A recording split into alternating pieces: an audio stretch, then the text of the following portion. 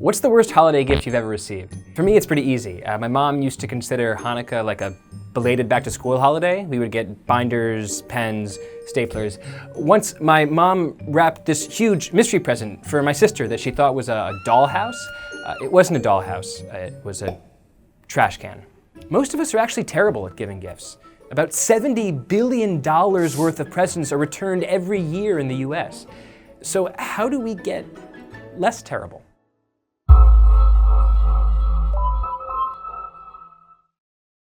Here are 3 ways to improve your gift-giving game around the holidays. 1.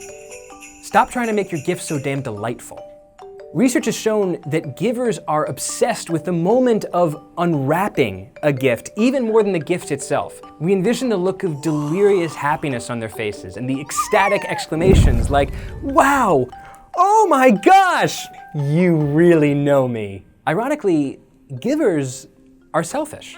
We want something from giving, those looks of delight, those exclamations. This is why items like hyper-specific kitchen gadgets and fancy vintage clocks all seem like fantastic gifts. But it turns out recipients often want things that are far more practical, things they can actually use.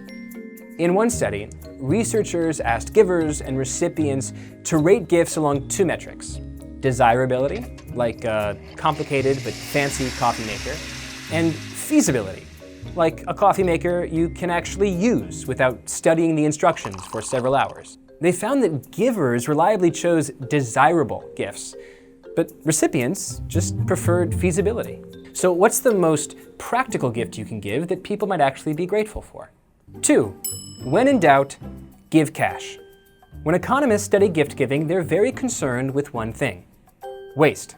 Let's say, hypothetically, that my grandmother buys me a sweater that I hate, and your grandmother buys you a sweater that you hate. Sorry, grandmothers. Before long, we're talking about billions of dollars of waste in the economy. Economists call this deadweight loss, and they estimate that up to 30% of the value of all gifts is wasted. That means that companies wasted time making the gifts, it means that givers wasted time picking it out, and it means that recipients wasted time returning it. There's a way to fix this. There is a very specific gift that is always worth the exact same to both the giver and the receiver. It's called cash. The good thing about cash is that the receiver can always make use of 100% of its value. The bad thing about cold hard cash is that it's cold. It doesn't say anything except, here, take some money. So this is a conundrum. How do we design a gift-giving formula that is as efficient as cash and as sentimental as we want to be?